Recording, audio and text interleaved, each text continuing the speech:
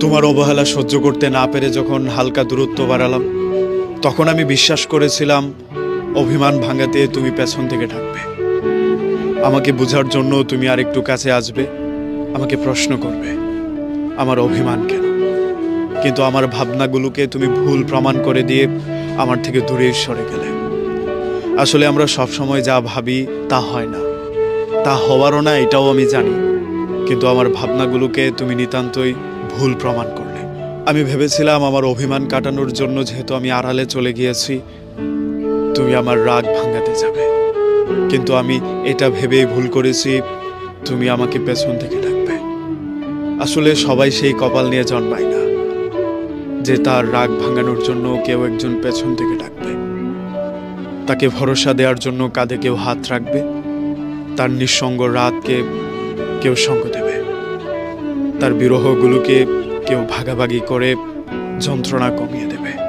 একটা সত্যি কথা কি জানেন, যারা আপনাকে হারিয়ে কখনো আফসোস করে না, তারা আসলে কখনো আপনাকে ভালোই বাসেনি। তাই সব মানুষের জন্য কষ্ট না পেয়ে নিজেকে ঘুরে দাঁড়ানোর আরেকটা প্রস্তুতি নিন। তবে এটাও সত্য, সব কষ্ট কষ্ট না, সব দুঃখ দুঃখ না। কিছু কিছু দুঃখ মানুষকে শেষ করে দিলেও কিছু কিছু যন্ত্রণা মানুষকে নতুনভাবে ঘুরে দাঁড়াতে সুযোগ করে দেয়। এই সুযোগটা আমাদের কাজে লাগাতে হবে।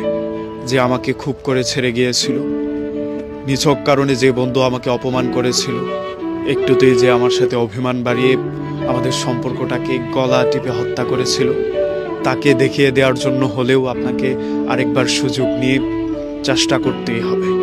এই চেষ্টাটা আপনি আপনাকে প্রমাণ করার জন্য, এই চেষ্টাটা আপনি নিজেকে ঘুরে দাঁড় করানোর জন্য। আরেকবার চেষ্টা করুন, নিজেকে আরেকবার ঘুরে দাঁড়ানোর জন্য সুযোগ করে দিন। তবে আপনাকে এটা মানতেই হবে, জীবনে আশা যত কম, শান্তি তত বেশি। অতিরিক্ত আশা করা মানুষের জীবনে বিপত্তির সীমা থাকে না। তবে এটা ভাবলেও কষ্ট লাগবে আপনার, যে মানুষটার কাছে জীবনের সব ধরনের গল্প করা যায়, সুখের দুঃখের, ভালো থাকা মন্দ থাকা সব কিছু, সেই মানুষটার কাছ থেকে পাওয়া কষ্টের গল্প সেই মানুষটাকে বলাই যায় না।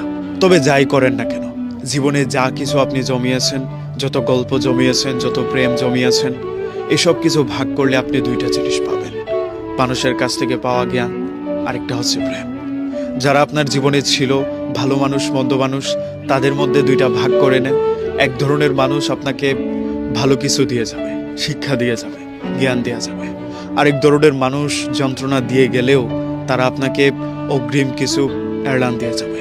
এগুলো আপনার জীবনের মোটিভেশন কিংবা প্রেম হিসেবে নিতে পারেন। এগুলোকে ভালোবাসেন বলেই আপনি সামনে এগিয়ে যাওয়ার অনুপ্রেরণা পান। এগুলোকে সঙ্গে নিয়েই আপনাকে বাঁচতে হবে। আজকে সব কিছু ভালো হবে তেমন কোনো কথা নেই, কালকে আবার কিচ্ছু হবে না এটা ভেবেও ভুল করবেন না। আজকে হচ্ছে না মানে কালকে কিছু হওয়ার প্রবল সম্ভাবনা আছে। তাই হেরে না গিয়ে, পিছিয়ে না গিয়ে লেগে থাকাটাই হবে বুদ্ধিমানের কাজ। তাই আসুন আমরা আরেকটু বুদ্ধিমান হয়ে সামনের জন্য, আগামীর জন্য লেগে থাকি।